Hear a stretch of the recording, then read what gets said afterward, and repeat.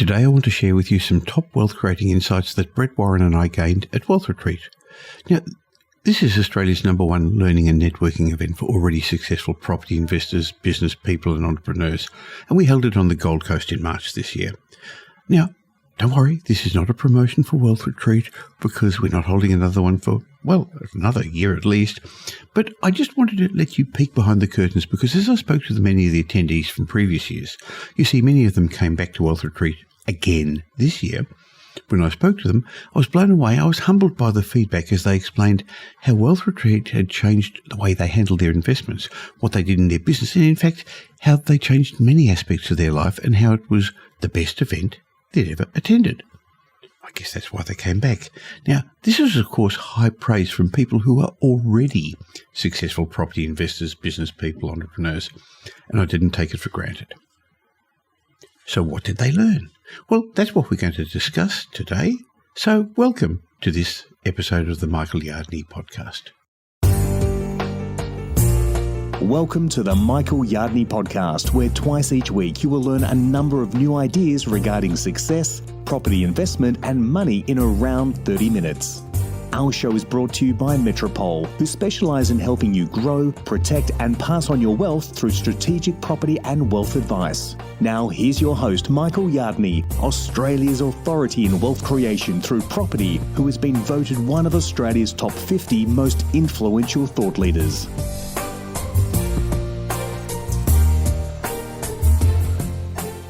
Would you like to take a peek behind the curtain to understand what goes on at our Wealth Retreat this year? Well, this year's Wealth Retreat on the Gold Coast, been and gone. There are 100 successful property investors, business people and entrepreneurs in the room, and they were all keen to move up to the next level. And while they learned some great lessons from the world-class presenters on stage, they also learned from the other guests over the 5 days. After all, how often do you find yourself in a room full of successful, like-minded people that walk the talk the same language? Anyway, opportunities like this are few and far between, and they're not to be missed. But because there was only 100 people and thousands of people listen to this podcast every week, today I'm joined by Brett Warren, National Director of Metropole, who's been, I guess, to more than a dozen Wealth Retreats now, and he'll share with us some of the things that people learn. So I hope you're going to be able to learn some new things or relearn some things. So hi, Brett. Hi, Michael. Good to be with you. And yeah, look, I know many people I speak to at the beginning think Wealth Retreat's purely a property event, but there's just so much more to it, isn't there? Yes, there is, because when people are already very successful, they need to get to the next level, which has a lot to do with mindset. In fact, the first couple of days really is all about mindset, isn't it? Yeah, it certainly is. I guess the first lesson I learned, Michael, to start things off is creating wealth or becoming successful is actually a process. It's not just a one-off event. That's interesting, isn't it? Because people go off and buy a property and they think they've got themselves a strategy. That's it. Yeah, and I know, look, when I obviously wanted to become successful and wealthy, and one of the things I used to think, well, maybe lottery's the only answer, or maybe I'll flip a property or do something else, something big. It'd be a massive, big thing that would happen to me and change my life. And, it just never came. I know everyone wants to win the lottery, but it just never came. So I guess the biggest thing I learned, and that's something I've learned a lot from yourself, and the other person I learned a lot from, Michael, was Tom Corley, who unfortunately wasn't there this year, but he's been there in the past. It's just the little things. It's a process. There's steps you can take. And there's a framework and a model that you can follow to actually get there. And it starts out by understanding what it is you'd like to achieve, and then working and learning and dealing with people like yourself and mentors to fill the gaps and push you in the right direction. I think that's a great point that you make, frameworks and strategies and having a plan, because at the moment, as the world's changing and there's continual messages worrying us about what's going on, if you don't have a strategy, if you don't have a plan, you tend to fall back to what other people are saying or what the media is telling us. But if you've got that proven framework, you can reverse engineer. This is where I want to get to. This is what I want to do. A lot of people were business people. A lot of people were entrepreneurs. And so Mark Creedon gave them that as well. But it's really just important from the property perspective. So we gave people a goal of where do you want to be in 5 years? And interestingly, as you said, it wasn't just property. It was with regard to their personal development, with life, with contribution, with health, with relationships, with recreation, because you really need to have a balanced life, don't you? Yeah, you certainly do. And I know, look, from my point of view, I walked away, definitely with a greater level of certainty. And, I wasn't so much focused on the short term and what to do next, because I knew that was all taken care of, and I wasn't worried about interest rates or black swan events. And, having that direction, that long-term focus, really helped me as I moved away and went to the next level. Now, clearly that was something you and all the others got from Wealth Retreat, because we set 5-year goals. And I know in the past you personally, because we've spoken about them each year after Wealth Retreat, have achieved your goals much sooner than the 5 or 10-year goals you'd set yourself. But that's one of the benefits of having goals and then just working towards them. Yeah, look, and I guess the other benefit, Michael, is it probably would have taken me a while to do that and to get to that goal. But by having people like yourself and Mark and other people and mentors and learning, they'll achieve significantly quicker. Sure. Even more important in these times to have long-term perspective, when in the short term there are going to be challenges to the property market. In the short term, interest rates are going to go up. In the short term, some properties are going to go down. Some will go down more than others. But I guess one of the benefits of having long-term goals is you know where you're heading, and so therefore you expect the ups and downs. I remember one of the expressions I used often in Wealth Retreat is plan for your plan not to go to plan. What else did you learn from Wealth Retreat, Brett? Look, this is probably something I learned, but also I think it was a lot of feedback from a lot of participants that I spoke to after and did some case studies for after, talked about not only time, but also task prioritization. And I know, time management's always a buzzword and something that people in every session learn about. But I think the difference was actually coupling it and pairing it with task prioritization. And perhaps, Michael, you can talk a little bit about the session you did with the A, B, C, and D class activities and really relating those to the task prioritization and then putting them into time management. Well, a lot of people ask me, Michael, how do you get so much done? You write all those blogs and you write or update a book every year, and you do the podcast and the YouTube videos, and you run a national company, and you also have family and time off. And boy, I used to have holidays, and we're starting those again now. And the answer is I learned these tricks on time management a long time ago. And I learned with very simple techniques like a lot of other people did, of what's important and what's urgent. But then I actually learned about how to go 2 or 3 levels further than that. And that session I did at Wealth Retreat, I know for many people, as you said, came out, they said, hey, that 1 hour is going to buy me 1 day a week. That 1 hour was worth the whole time at Wealth Retreat. So what we really did was teach them how to understand what their A, B, C, D activities are. We've got so many other points to learn here today that I'm not going to go into detail about that, but that could well be the topic of another podcast, Brett. Yeah, definitely. And I think the other thing following up from that was when Mark was talking a little bit about how to manage those and mold those. And I think there's a great concept called the rock, pebbles and sand story about the professor who had the rocks and the pebbles and the sand and had to fit it all into the jar somehow, and no one could get it in, but there was actually a way and a method to put that in. And I think that really, really worked well. The other thing Mark spoke about was working out what your D-class activities are, your least productive, and actually delegating those. And I think that was the concept that people really grasped to work out how they could get that extra day a week or day a month back into their system and their life.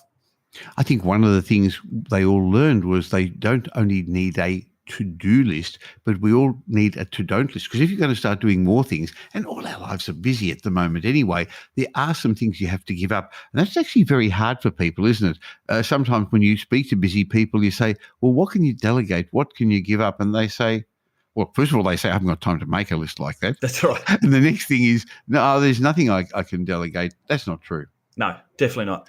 I guess the next lesson that I really learned from one of my first wealth retreats, Michael, was that this concept of having a wealth thermostat or a financial thermostat. I don't know, it's something you use that, is it the cup analogy? Well, basically, we all have a thermostat that we're comfortable with our wealth. And if you want to become more wealthy, you actually need a bigger cup, because if your cup is full, you actually can't learn more, do more. And interestingly, you can have a bigger cup. In fact, I want to have a bucket. But most people's financial thermostat has been set by the things they learned, the things they heard, the things they experienced as a child. And while they were appropriate for them then, it may not be it's not as appropriate today. They haven't upgraded their wealth thermostat. And that's why, Brett, people get to a particular level and get stuck. Interestingly, it's the reason why I've found a lot of people sabotage themselves. They don't think they're worth it. And the other really interesting thing at Wealth Retreat that I get every year when you're in a room of already very, very successful people is we all have limiting beliefs that stop us, that slow us down, whether they're with relationships, with money, with business, with health, with property. So one of the limiting beliefs I had was that we only could have 50 people at Wealth Retreat because that would keep the room size small and comfortable and everybody was going to get a good experience from it. And I remember 2 years or 3 years ago, I can't believe we didn't have Wealth Retreat for a couple of years. You pulled me up and said, Michael, hey, that's one of your limiting beliefs. Michael, you can have more people than that. So even I have a limiting beliefs. And this year we had 100 people and it was a fantastic event because there were even more people to learn from, because you don't just learn from the faculty, but you learn from the people you have breakfast, lunch and dinner with. Yeah, exactly. And I think the concept is to increase your brain power and your cup size through self-education. And look, Warren Buffett still reads 5 to 6 hours a day. I know Bill Gates reads up to 50 books a year. And I know you're always, self-educating and learning. So I think that's the best way to do it, and how to increase your brain power and take advantage of more opportunities that come your way. Now, interesting, people want to know what their financial thermostat's set for, don't they, Brett? Yes, they often ask that question.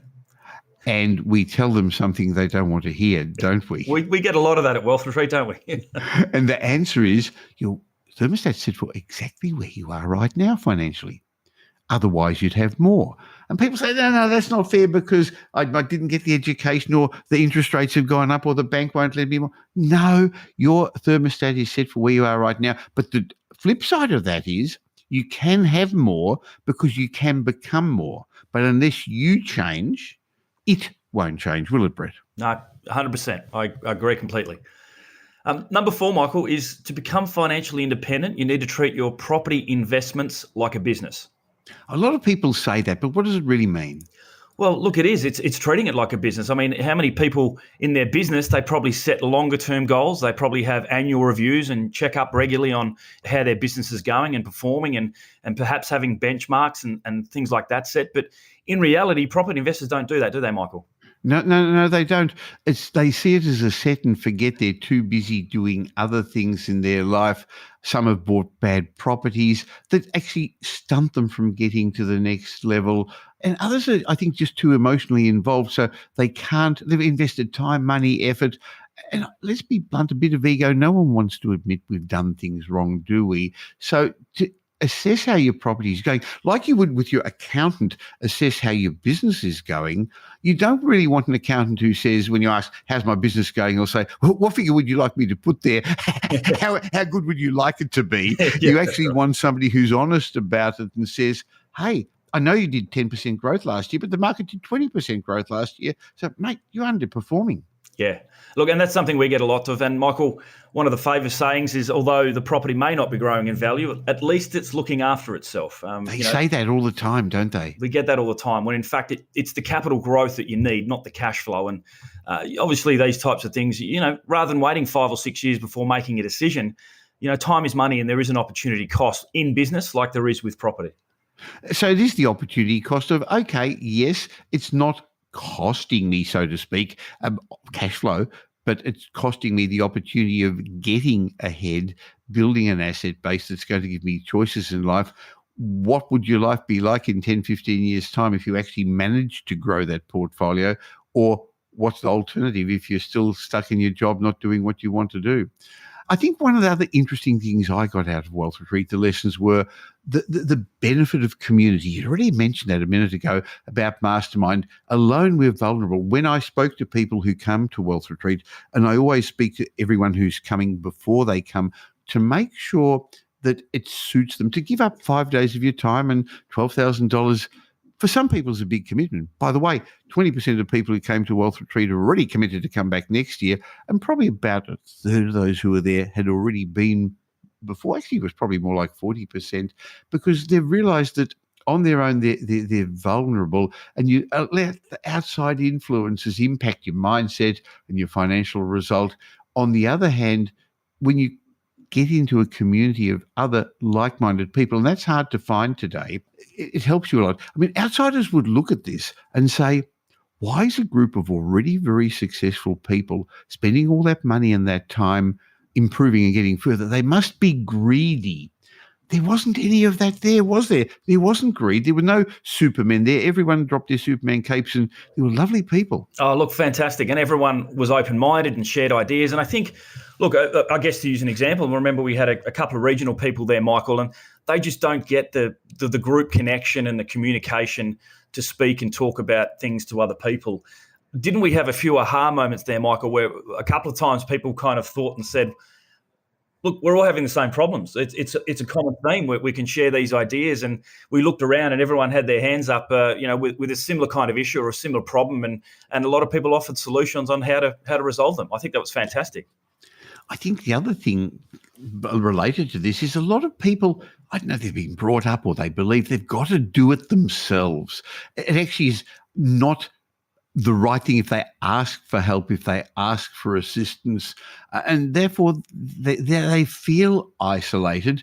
And sometimes the problems and financial issues that have been creeping up over the last couple of years cost them more financially and emotionally than it needed to.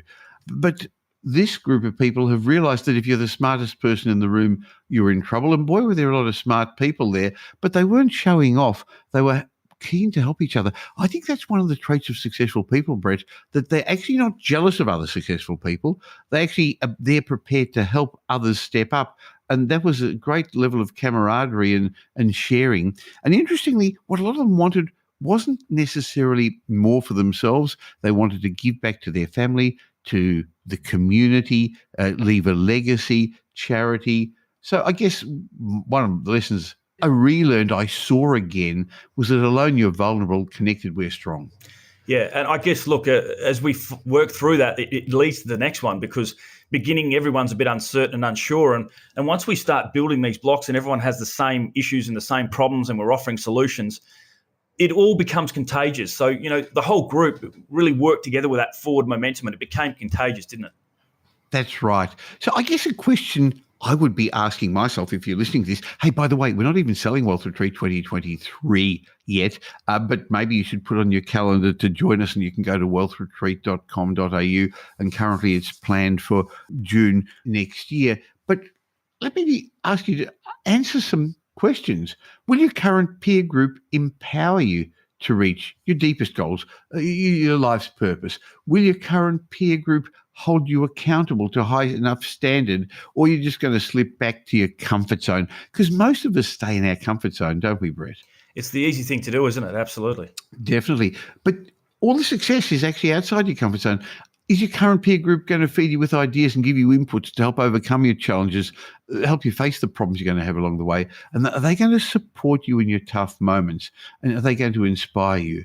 Because if not, why should you change? So I guess it's the old story of you are like that group of people around you, your closest friends.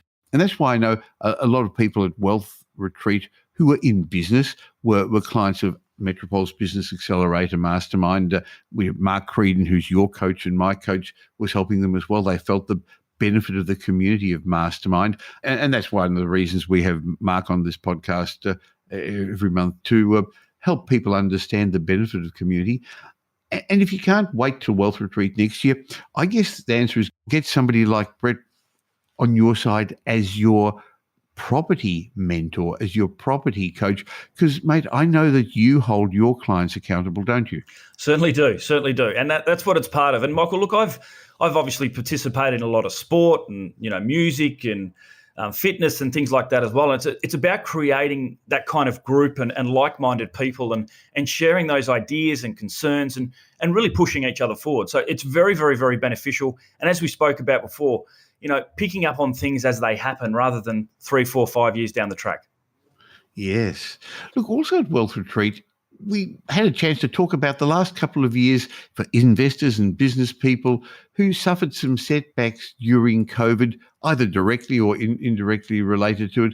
And what I've found over time is that when you have a fall, when you have a mistake, when you have an error, whether it's the share market or other things, you tend to fall back on what you're comfortable with, what you've done before. You're fearful, you're embarrassed. And those who are isolated, it makes things worse. So what you said a moment ago, Brett, was the fact that others realised that people there realised that others had the same challenges, whether they were business challenges, finance challenges, planning challenges. And for some of them, it was that discomfort of not feeling worthy. That was an interesting theme that came through, wasn't it? Yeah, look, it was. Some people obviously feel fearful about what happened. They were a bit, like you said, embarrassed about maybe some of the mistakes that they'd made, or they'd made an indecision and lost money and things like that as well. But I guess, as you said, Michael, isolation really only makes things worse, doesn't it? You're right, Brett. And I think one of the other interesting lessons out of Wealth Retreat was that real wealth isn't what you own or your assets, but it was fascinating to see that for a lot of people, real wealth is what you give. People who came to Wealth Retreat came for lots of different reasons. They came for finance reasons, they came for money reasons, they came to improve themselves. A lot of people were already very, very successful people, but as we said, felt isolated and just needed to talk about their issues with other people. But I found that a lot of people, once they've made it, let's use that word financially, they've moved to another place where money isn't what motivates them anymore. Sure, they enjoy money. Sure, they want another holiday, another car, but it's not their main driver. So once money is sufficient, then you have to move on to other things. And that's why we gave them a whole list of other goals. And they included making a difference, to touch other people's lives, to give back to other people, to give to the community, a lot of charity. I mean, I know that Metropol's charity balls that Pam's run on a number of occasions, was going to run one a couple of years ago again, but COVID came in the way, came out of Wealth Retreat. So these insights made a big difference to other people. So I thought it was worthwhile having a bit of a chat about this, because even though we're talking about Wealth Retreat, it really isn't Wealth Retreat we're talking about, Brett. It's about how to become more successful as a human in all areas of your life, including wealth. And there are some common threads and some common themes and some good lessons from that. But you actually have to act on them. And I was impressed with the feedback. I know that a lot of people voted with their feet and are coming back. I know a lot of them are clients of Metropol, but many became clients of Metropol. They saw the benefit of having a group of people around them who take a holistic approach to wealth. And so when they become a client of Metropol, they don't just buy a property. In fact, when people come to us the first time, the first thing they tend to ask is, how much do your services cost, or where should I buy? And to us, that's a shallow conversation. To us, we think it's really more important to understand what their needs are, like some of the things we just talked about. And it's not really property thereafter, whether it's choices in life, leaving something to their family, giving back to the community that's important. And so at Metropol, we believe intelligent investors, especially in these challenging times, deserve some direction, because there's so many mixed messages at the moment. They need some certainty and some safety not to make mistakes as we move to the next level of the cycle. And they deserve results that are going to create wealth-producing returns, life-changing results. And that's why we always start by putting a plan together. And I know as a property strategist, Brett, you keep saying it's nothing to do with the property. It's really more to do with the plan.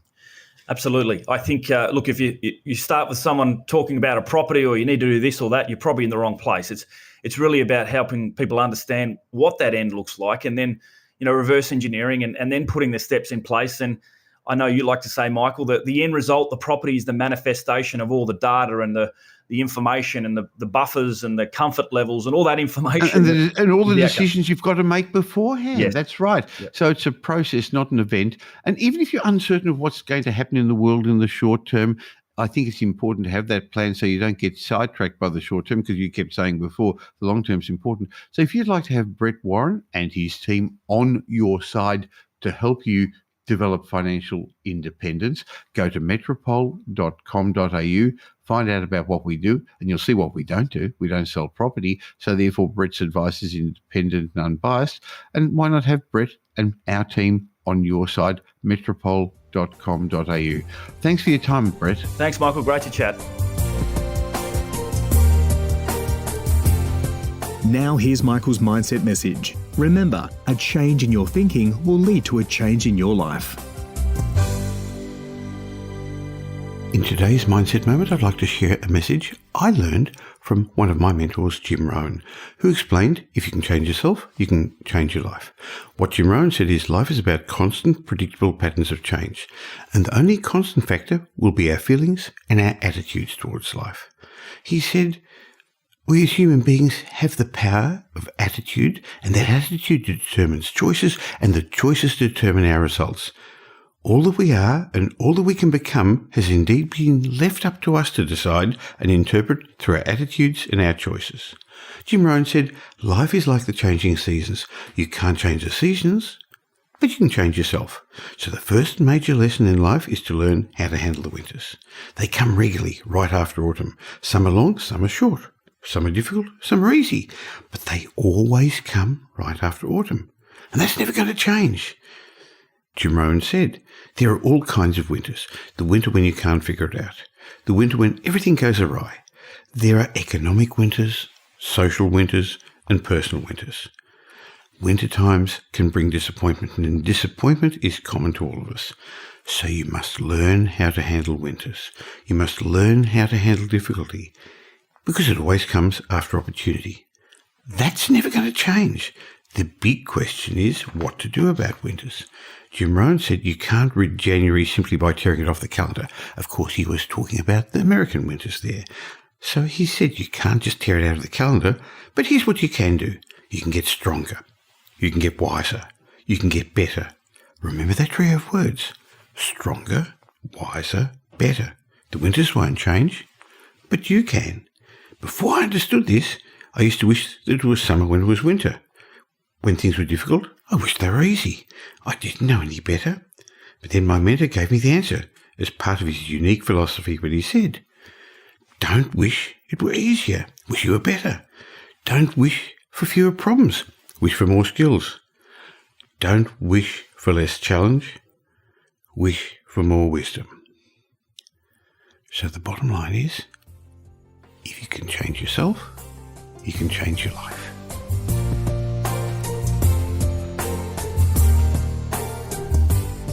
Thanks for spending the last half an hour or so with us. And if you got some benefit from the insights I shared with Brett Warren, please tell somebody else about the Michael Yardney podcast, somebody that you think would also benefit from this. This would help them, and it would also help me in my quest to make as many people as financially literate as possible. There's a share button at the bottom of every podcast app. Wherever you're listening to this right now, just click it and send it to somebody, or tell them about the Michael Yardney podcast. Or, of course, you can tell the world by leaving a review. We love it when you do that. I'll be back again real soon, but you can catch me in the meantime on social media, or why not join my private Facebook group? Go to Facebook and look for the Property Update private Facebook group, where every day I leave some tips, some tricks, something just different where you won't get elsewhere. And my way of saying thank you to you for listening to this podcast is I've got a bundle of ebooks and reports for you. Just go to podcastbonus.com.au. I'll leave a link in the show notes, podcastbonus.com.au, and you can pick up the bundle waiting for you. As I said, I'll be back real soon. In the meantime, have a great week. Make it a great week. Thanks for listening to this episode of the Michael Yardney podcast, which was brought to you by Metropole, who help their clients grow, protect, and pass on their wealth through strategic property and wealth advice. If you like what you heard and don't already subscribe, you'll find us on iTunes or on your favourite Android app as the Michael Yardney podcast. Watch out for our next show, which comes to you twice a week, and you'll learn some new ideas about property investment, success, and money in around 30 minutes. To get more of Michael's thoughts, go across to www.propertyupdate.com.au and sign up for his daily morning briefing, and you'll hear from not only Michael, but a group of leading property success and money experts. And just a reminder that the information you heard in this show today is general educational advice and not specific investment advice, as we don't know your personal circumstances. If you're looking for specific advice, why not ask the team at Metropole to help you?